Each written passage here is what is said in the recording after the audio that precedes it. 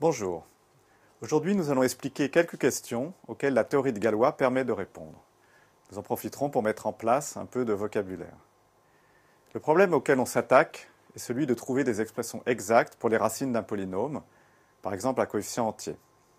Ces expressions ne doivent faire intervenir que les coefficients de l'équation, les 4 opérations de l'arithmétique, c'est-à-dire plus, moins, multiplier et diviser, et l'extraction de racines.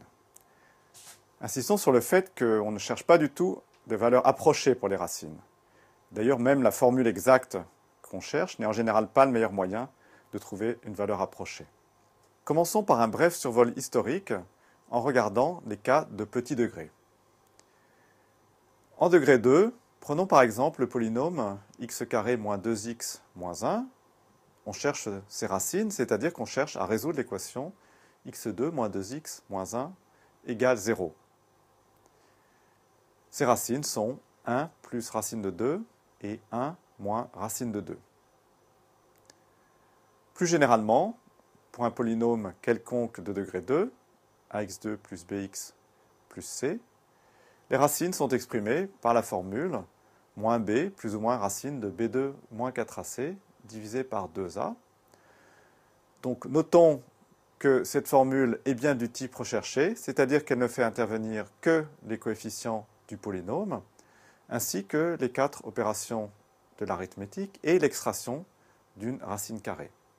Cette formule, comme je l'ai dit, est très ancienne. On la trouve dans un livre écrit en arabe qui date de l'année 800. Mais en fait, on trouve déjà des recettes pour trouver les racines des équations du second degré dans des tablettes babyloniennes qui datent de 2000 avant Jésus-Christ, avant même que les gens aient inventé les nombres négatifs. Passons au cas suivant, le degré 3. De nouveau un exemple.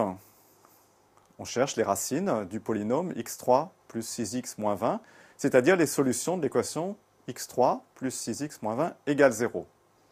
Alors il se trouve que l'unique racine réelle de cette équation est donnée par la formule suivante.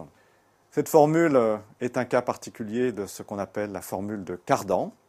Elle est bien du type cherché, même si elle est plus compliquée que la précédente, c'est-à-dire que, à part les additions et les soustractions, on a extrait des racines carrées et des racines cubiques. Cette formule a été publiée en 1545 par M. Cardano, Cardan en français. Elle était en fait déjà connue de Fontana, et même auparavant par M. Del Ferro en 1515. En tout état de cause, elle a été publiée par Cardan dans un livre qui s'appelle Artis Magnae, dont vous voyez la couverture.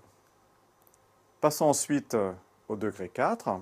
Il se trouve que Cardan avait aussi publié dans le même ouvrage une formule qui est due à Ferrari, qui donnait les racines de n'importe quel polynôme de degré 4. Une petite remarque, cette formule n'était pas du tout écrite comme on a l'habitude d'écrire les mathématiques de nos jours. Ces notations étaient très rudimentaires. Pour l'équation que nous noterions actuellement x2 plus 2x égale 48, Cardan écrivait ce que vous voyez. Donc il est clair qu'avec de telles notations, la résolution d'équations était un véritable tour de force. Pour continuer dans ce registre, les signes plus et moins sont apparus en Allemagne au XVe siècle, mais ne se sont répandus qu'au XVIIe siècle. Le signe égal, qui avait été proposé en 1557, a dû longtemps lutter avec un signe dû à Descartes et que vous voyez. Alors on continue. Que se passe-t-il en degré supérieur ou égal à 5 ?